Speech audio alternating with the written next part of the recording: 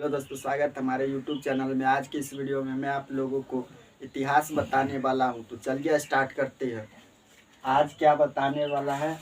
इतिहास यानी हिस्ट्री। तो हिस्ट्री में कहाँ तक बता दिए थे? हिस्ट्री में हम लोग प्रागैतिहासिक काल, आदिऐतिहासिक काल के बारे में पढ़ लिए थे। तो आज पढ़ेंगे ऐतिहासिक काल के बारे में, है ना। इतिहास को 3 खंडों में बांटा गया है: प्रागैतिहासिक काल, आदिऐतिहासिक काल और ऐतिहासिक काल। तो प्रागैतिहासिक काल और आदिऐतिहासिक काल तक पढ़ लिए थे। आज का जो टॉपिक है वो है आपको ऐतिहासिक काल के बारे में। आज का जो टॉपिक क्या है? ऐतिहासिक काल। ऐतिहासिक काल, ऐतिहासिक काल के बारे में आज का टॉपिक है। तो ऐतिहासिक काल क्या था? तो इतिहास का वह समय जिसमें मानव लिखना पढ़ना जानता था और इसकी जानकारी पुरातात्विक साक्ष्य से नहीं मिलती है। ठीक है। तो इतिहास का वह समय जिसमें मानव लिख करके पढ़ सका, उसे ही क्या कहते हैं? ऐतिहासिक काल कहते हैं। और ऐतिहासिक काल में अभी तक का समय आता है किस में? तो ऐतिहासिक काल में आता है। प्रागैतिहासिक काल में क्या था कि वह समय जिसमें मानव लिखना पढ़ना नहीं जानता था, इसकी जानकारी केवल पुरातात्विक साक्ष्य से मिलती है, उसे क्या कहा जाता था? प्रागैतिहासिक काल। और आदिऐतिहासिक काल में लिखित साक्ष्य मिले हैं लेकिन उसे पढ़ा नहीं जा सका, उसे आदिऐतिहासिक काल में रखते हैं। लेकिन ऐतिहासिक काल में लिखित साक्ष्य मिले हैं और उसे पढ़ा भी जा सकता है। ठीक है। और ऐतिहासिक काल में क्या है कि पहले वाला समय से लेकर अभी तक का समय किस में आता है? तो ऐतिहासिक काल में आता है। तो ऐतिहासिक काल क्या है? तो वह समय जिसमें मानव लिखना पढ़ना जानता है और और उसे पढ़ा भी जा सका है, उसे क्या कहते हैं? ऐतिहासिक काल कहते हैं। इसमें क्या है कि अभी तक का समय किस में आता है? तो ऐतिहासिक काल में आता है। और ऐतिहासिक काल में किसको रखते हैं? ऐतिहासिक काल में जो रखते हैं वो है वैदिक काल को। वैदिक काल को किस में रखते हैं? तो ऐतिहासिक काल में रखते हैं। वैदिक काल को किस में रखते हैं? ऐतिहासिक काल में रखते हैं। ठीक है। उसके बाद समझिए, ऐतिहासिक काल को 3 खंड में बांटा गया है। ऐतिहासिक काल को 3 भागों में बांटा गया है। कौन कौन? सो देखिए, पुरातात्विक, उसके बाद विदेशी यात्रा, पुरातात्विक विदेशी यात्रा और साहित्य। पुरातात्विक, विदेशी यात्रा और साहित्य में बांटा गया है। किसको? इसको प्रागैतिहासिक काल को कितने भाग में बांटा गया है? पुरातात्विक, विदेशी यात्रा और साहित्य में। ठीक है। उसके बाद देखिए कि पुरातात्विक जो है उसको 2 भागों में बांटा गया है: सिक्का और अभिलेख। पुरातात्विक को 2 भागों में बांटा गया है। कौन कौन? सिक्का और अभिलेख। सिक्का और अभिलेख में बांटा गया है। किसको? पुरातात्विक को। इसके बाद साहित्य को कितने भागों में बांटा गया है? 2 भागों में, धार्मिक और गैर धार्मिक। साहित्य को 2 भागों में बांटा गया है, धार्मिक, उसके बाद गैर धार्मिक। धार्मिक और गैर धार्मिक। इसके बाद देखिए धार्मिक और गैर धार्मिक। धार्मिक को कितने भागों में बांटा गया है? 2 भागों में। धार्मिक को फिर 2 भागों में बांटा गया है, ब्राह्मण और गैर ब्राह्मण। ब्राह्मण और गैर ब्राह्मण। गैर ब्राह्मण बांटा गया। ब्राह्मण को फिर कई भागों में बांटा गया है? वो है ऋग्वेद,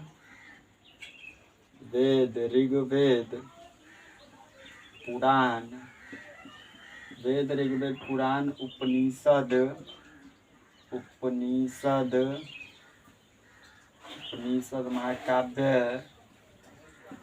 महाकाव्य, रामायण आदि ब्राह्मण को बांटा गया है। और गैर ब्राह्मण को 2 भागों में बांटा गया है, जैन तथा बौद्ध। गैर ब्राह्मण को जैन और बौद्ध में बांटा गया है। जैन और बौद्ध में। अब इसको समझिए। ऐतिहासिक काल क्या था? तो इतिहास का वह समय जिसमें मानव लिखना पढ़ना जानता था और उसको पढ़ा भी जा सका है। किसमें? तो ऐतिहासिक काल में। और ऐतिहासिक काल में अभी तक का समय आता है किसमें? ऐतिहासिक काल में। ऐतिहासिक काल में हम लोग किसके बारे में पढ़ेंगे? तो वैदिक काल के बारे में पढ़ेंगे। ऐतिहासिक काल को 3 भाग में बांटा गया है। कौन कौन? पुरातात्विक, विदेशी यात्रा और साहित्य। और पुरातात्विक को जो है 2 भागों में बांटा गया है। कौन? सिक्का और अभिलेख। और साहित्य को 2 भागों में बांटा गया है, धार्मिक और गैर धार्मिक। धार्मिक को फिर 2 भागों में बांटा गया, ब्राह्मण और गैर ब्राह्मण। ब्राह्मण को कई भागों में बांटा गया? वेद, ऋग्वेद, पुराण, उपनिषद, महाकाव्य, रामायण, महाभारत आदि।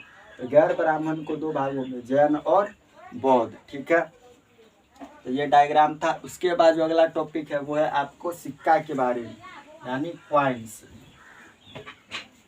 अगला जो टॉपिक है वो है सिक्का। सिक्का का अध्ययन क्या कहलाता है? न्यूमिस्मेटिक्स। सिक्का का अध्ययन न्यूमिस्मेटिक्स कहलाता है। सिक्का का अध्ययन। अगला जो टॉपिक है वो है हमारा सिक्का के बारे में। सिक्का को इंग्लिश में कहते हैं कॉइन्स। कॉइन्स तो सिक्का है, तो सिक्का का अध्ययन क्या कहलाएगा? न्यूमिस्मेटिक्स। सिक्का का अध्ययन, सिक्का का अध्ययन जो कहलाएगा वो कहलाएगा न्यूमिस्मेटिक्स।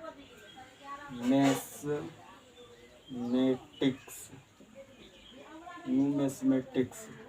सिक्का का अध्ययन क्या कहलाएगा? न्यूमिस्मेटिक्स। सिक्का का अध्ययन न्यूमिस्मेटिक्स कहलाएगा। इसके बाद समझिए टेराकोटा का सिक्का। टेराकोटा का सिक्का होता है जो मिट्टी का बना होता है। टेराकोटा का सिक्का किसका बना होता है? टेराकोटा। टेराकोटा। टेराकोटा क्या है? तो सिक्का का नाम है।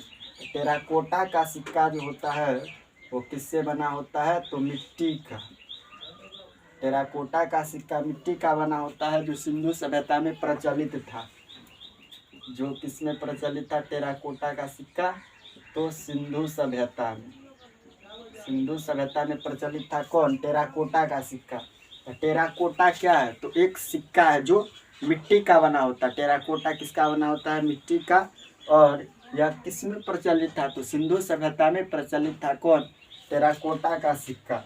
उसके बाद समझिए मौर्य काल में कौन सा सिक्का प्रचलित था? तो आहत या पंचमार्क सिक्का। मौर्य काल में, मौर्य काल में कौन सा सिक्का प्रचलित था? तो आहत या पंचमार्क सिक्का। आहत या पंचमार्क सिक्का। आहत या पंचमार्क सिक्का किस काल में प्रचलित था? पूछ सकता है। तो मौर्य काल में। आहत या पंचमार्क सिक्का मौर्य काल में प्रचलित था और यह पहला धातु का सिक्का था। आहत या पंचमार्क सिक्का क्या था? पहला धातु का सिक्का। पहला धातु का सिक्का था। धातु का सिक्का था। पहला धातु का सिक्का।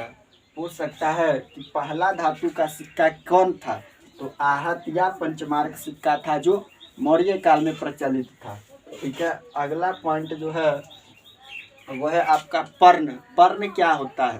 तो पर्ण है एक चांदी का सिक्का है। पर्ण का मतलब होता है चांदी का सिक्का। चांदी का सिक्का। पर्ण क्या है? एक चांदी का सिक्का है जो गुप्त काल में प्रचलित था। जो किस काल में प्रचलित था? गुप्त काल में। पर्ण क्या है? चांदी का सिक्का था जो गुप्त काल में, जो मौर्य काल में प्रचलित था। यहाँ पर मौर्य काल होगा, जो मौर्य काल में प्रचलित था। किस काल में? मौर्य काल में। पर्ण क्या होता है? तो पर्ण का मतलब होता है चांदी का सिक्का, यानी चांदी से बना हुआ सिक्का को क्या कहते हैं? पर्ण कहते हैं। जो किस काल में प्रचलित था? मौर्य काल में। ठीक है, मौर्य काल में कौन सा सिक्का प्रचलित था? तो पर्ण। और आहत या पंचमार्क सिक्का जो था वो पहला धातु का सिक्का था जो मौर्य काल में प्रचलित था। इसके बाद जो अगला पॉइंट है, चौथा पॉइंट, वो है सीसा का सिक्का। सीसा का सिक्का किसने चलाया था? तो सीसा का सिक्का जो है, सीसा का सिक्का किसने चलाया? सीसा का सिक्का सातवाहन वंश के शासक ने। सातवाहन। सातवाहन वंश के शासक ने क्या किया कि सीसा का सिक्का चलाया। सातवाहन वंश के शासक ने 100 से सिक्का और 100 से सातवाहन। तो सीसा का सिक्का किसने चलाया? सातवाहन वंश के शासक ने। और शुद्ध सोने का सिक्का किसने चलाया? तो कुषाण शासक ने। शुद्ध सोने का सिक्का, शुद्ध सोने का सिक्का, शुद्ध सोने का सिक्का किसने चलाया? तो शुद्ध सोने का जो सिक्का चलाया वो चलाया कुषाण शासक। कौन? कुषाण शासक। शुद्ध सोने का सिक्का कुषाण शासक चलाया। शुद्ध सोने का सिक्का कुषाण शासकों द्वारा प्रचलित किया गया यानी चलाया गया। ठीक है, अब इसको एक बार फिर से समझिए। सिक्का है, टॉपिक का नाम क्या है? सिक्का। सिक्का को इंग्लिश में कहते हैं कॉइन्स। सिक्का का जो अध्ययन करेंगे तो उसको क्या कहेंगे? न्यूमिस्मेटिक्स कहेंगे। सिक्का का अध्ययन न्यूमिस्मेटिक्स कहलाता है। और टेराकोटा, टेराकोटा क्या है? तो टेराकोटा एक सिक्का का नाम है जो मिट्टी का बना होता है। टेराकोटा किसका बना होता है? मिट्टी का। साथ ही ये सिंधु सभ्यता में प्रचलित है। सिंधु सभ्यता में सबसे अधिक प्रचलित क्या था? तो टेराकोटा का सिक्का था। ठीक है, और उसके बाद समझिए आहत या पंचमार्क सिक्का। ये भी सिक्का का ही नाम है, आहत या पंचमार्क सिक्का। ये मौर्य काल में प्रचलित थे। किस काल में? मौर्य काल में प्रचलित थे। और यह पहला धातु का सिक्का था। पूछ सकता है कि पहला धातु का सिक्का कौन था? तो आहत या पंचमार्क सिक्का। ठीक है, उसके बाद पर्ण है। तो पर्ण का मतलब होता है चांदी का सिक्का, यानी चांदी से बना हुआ सिक्का को चांदी का सिक्का कहते हैं। जो किस काल में प्रचलित था? तो मौर्य काल में। पर्ण, चांदी का सिक्का किस काल में प्रचलित था? मौर्य काल में। सीसा का सिक्का, तो सीसा का सिक्का किसने चलाया? तो सातवाहन वंश के शासक ने। 100 से सीसा, 100 से सातवाहन। शुद्ध सोने का सिक्का किसने चलाया? तो कुषाण शासक। शुद्ध सोने का सिक्का कुषाण शासक ने चलाया था। उसके बाद अगला पॉइंट देखिए, शुद्ध सोने का सिक्का कुषाण शासक चलाया। इसके बाद जो अगला पॉइंट है, छठा पॉइंट,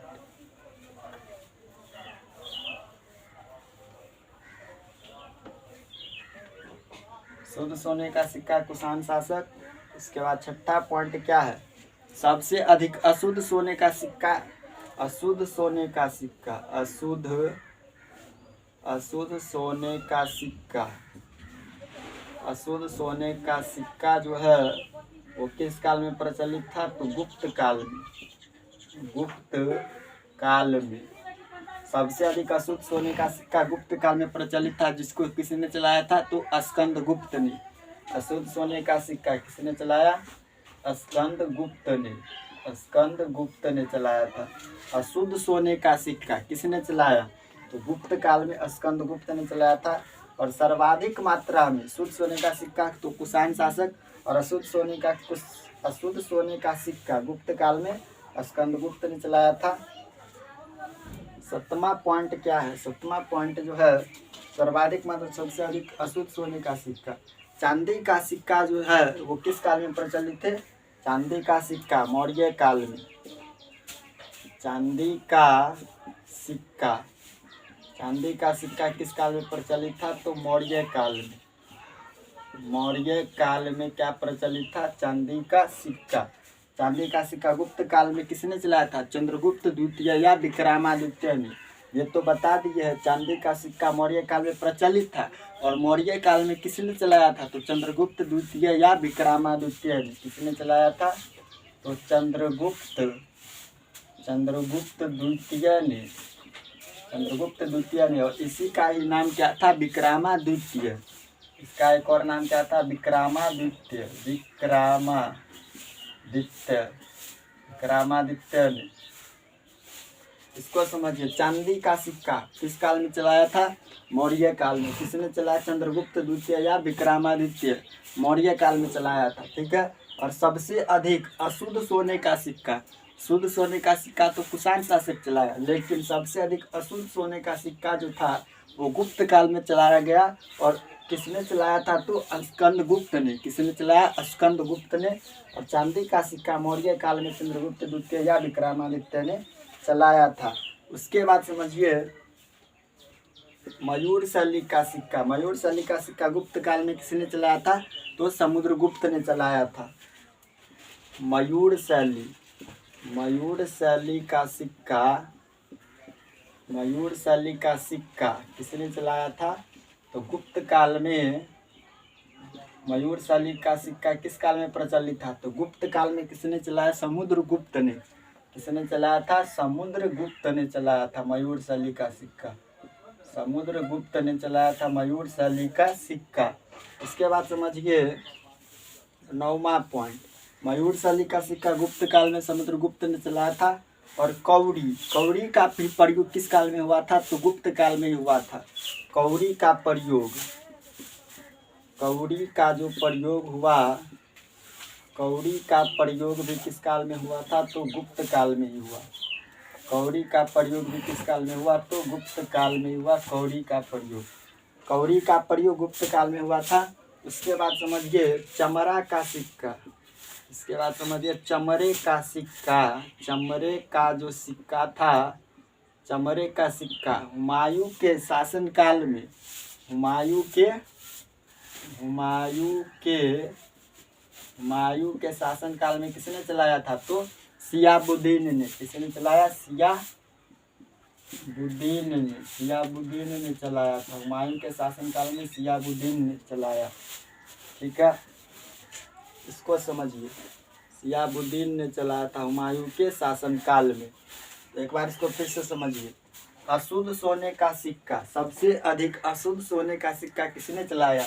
तो गुप्त काल में स्कंदगुप्त ने चलाया था अशुद्ध सोने का सिक्का। चांदी का सिक्का, चांदी का सिक्का का मतलब क्या हो गया? पर्ण, पर्ण का मतलब चांदी का सिक्का। तो चांदी का सिक्का जो चलाया गया किस काल में? मौर्य काल में। किसने चलाया था? तो चंद्रगुप्त द्वितीय। इसी का एक अन्य नाम क्या है? विक्रमादित्य। मयूर शैली का सिक्का किस काल में प्रचलित हुआ? तो गुप्त काल में प्रचलित हुआ। समुद्रगुप्त ने चलाया था मयूर शैली का सिक्का। समुद्रगुप्त ने चलाया मयूर शैली का सिक्का गुप्त काल में, समुद्रगुप्त ने चलाया। कौड़ी का प्रयोग भी किस काल में हुआ था? तो गुप्त काल में हुआ था कौड़ी का प्रयोग। चमड़े का सिक्का तो हुमायूं के शासन काल में किसने चलाया? शिहाबुद्दीन ने। चमड़े का सिक्का हुमायूं जो था वो शिहाबुद्दीन को क्या किया कि एक दिन के लिए राजा बना दिया। ठीक है, तो शिहाबुद्दीन ने क्या किया कि चमड़े का सिक्का चला दिया ताकि उसका जो नाम है वो इतिहास में दर्ज हो सके। ठीक है, तो चमड़े का सिक्का हुमायूं के शासन काल में शिहाबुद्दीन ने प्रारंभ किया था। इसके बाद जो अगला पॉइंट है 11 नंबर, उसके बाद जो अगला पॉइंट है वह है रुपये का प्रयोग। 11 नंबर पॉइंट क्या है? रुपये का प्रयोग किसने किया था? तो शेरशाह सूरी ने। रुपया का प्रयोग शेरशाह सूरी ने। 11 नंबर पॉइंट क्या है? रुपये का प्रयोग। रुपये का प्रयोग किसने शुरू किया? तो शेरशाह सूरी ने। शेरशाह सूरी ने रुपये का प्रयोग किसने शुरू किया? तो शेरशाह सूरी ने शेरशाह सूरी ने क्या किया कि रुपये का शुरू किया। और दाम का प्रारंभ भी किसने किया? दाम का प्रारंभ भी किसने किया? शेरशाह सूरी नहीं किया। दाम का प्रारंभ भी किसने किया? शेरशाह सूरी नहीं किया। और सोने की असरफी का प्रारंभ भी किसने किया? सोने की असरफी का प्रारंभ भी किसने किया? तो शेरशाह सूरी ने। शेरशाह सूरी नहीं किया था। किसने? शेरशाह सूरी ने। इसको समझिए। रुपया, अभी जो रुपया चलता है ना, तो रुपये का प्रयोग सबसे पहले किसने किया? तो शेरशाह सूरी ने। किसने?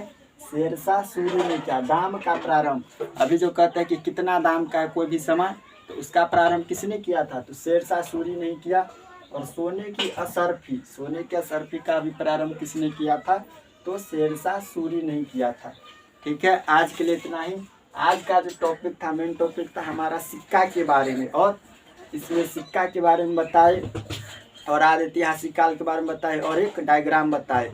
अगले वीडियो में क्या बताएंगे? अभिलेख के बारे में। ठीक है, तो अगला वीडियो मोस्ट इम्पोर्टेंट है, उसको जरूर देखिएगा। मिलता है नेक्स्ट वीडियो में, तब तक के लिए जय हिंद जय भारत।